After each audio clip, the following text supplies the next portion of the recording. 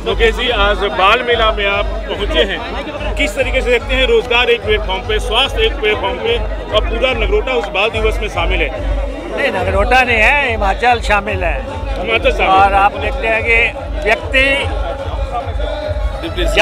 व्यक्ति जब जीवन में जब उसका स्थान बनता है, सिर्फ जीवन में ही आदमी की उपलब्धि नहीं होती है, आदमी के जाने के बाद उसको किस ढंग से रिकॉग्नाइज किया जाता है, उसको कैसे मान्यता दी जाती है, कैसे उसको याद किया जाता है।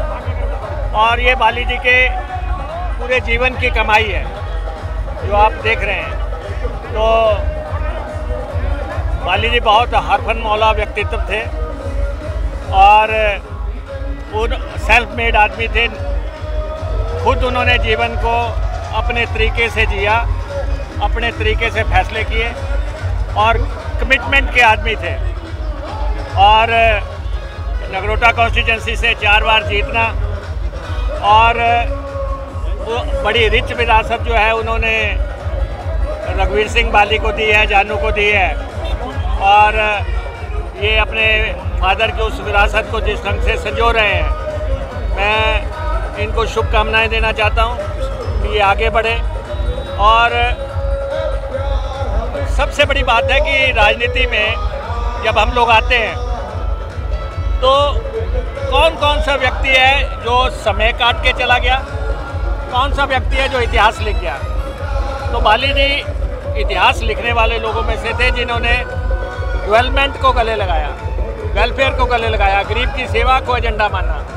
और इसीलिए आज वो उनके जाने के बाद भी जो है यहाँ मेले लग रहे हैं, उनके जन्मदिन मनाया जा रहा है, दुनिया उसमें आई हुई है, हमारे मंत्रीगण आए हुए हैं, MLAs आए हैं। और मैं इतना जरूर कहता हूँ कि बेटा बाप से बढ़ के है।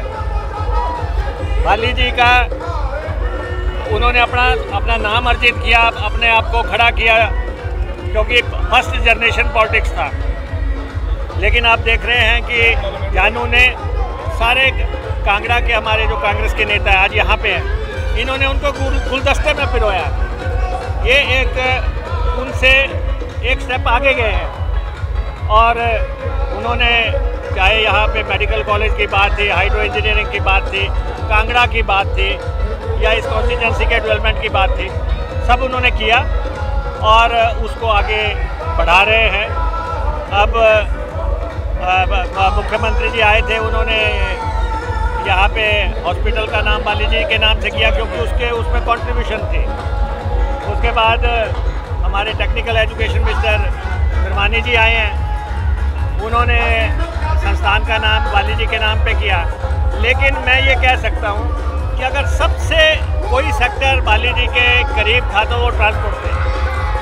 ट्रांसपोर्ट सेक्टर उनके दिल से जुड़ा हुआ सब्जेक्ट था और उन्होंने ट्रांसपोर्ट विभाग को जम के जिया, जम के फैसले किए और उसको नई दिशा देने की कोशिश की। तो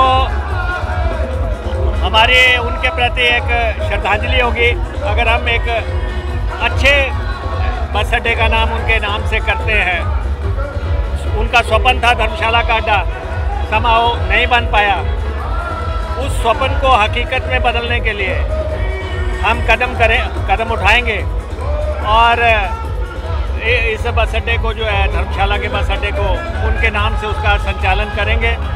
आज वो ऊपर से देख रहे हैं कि किस ढंग से जाने के बाद, जैसे यहाँ पे मंच से भी कहा गया, भौतिक रूप से अगर वो यहाँ नहीं है लेकिन उनका एक एहसास जो है हमारे दिलों में बसा हुआ है। उनका चेहरा जो है सबकी आंखों के आगे आता है। तो इसलिए हम उनको श्रद्धा सुमन अर्पित करते हैं, उनको याद करते हैं।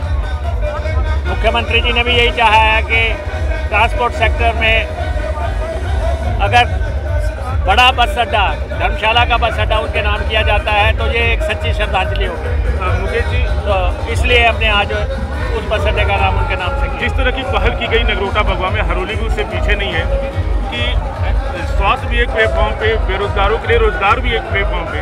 अगर प्रदेश सरकार की तमाम विधायक अपने अपने विधानसभा क्षेत्र में इस तरह की पहल करें तो शायद रोजगार को आगे बढ़ेगा। सारी जगह हो रहे हैं। नहीं, देखिए ऐसा है कि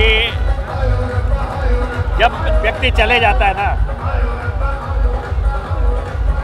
उस परिवार को पता होता कि वो दुख क्या है। वो असली दुख का जो एहसास होगा वो जानू को होगा, उसके परिवार का होगा। इनका मम्मी और पापा दोनों गए शॉर्ट इंटरवल में, और मेरी पत्नी गई। मुझे एहसास हो रहा है कि इनको कितना कष्ट हुआ होगा, लेकिन जाने के बाद उनकी याद में और उनको जीवंत रखने के लिए जो इन्होंने प्रयास किए हैं, वो बहुत कुछ सीखने वाला है। ठीक है, शुक्रिया।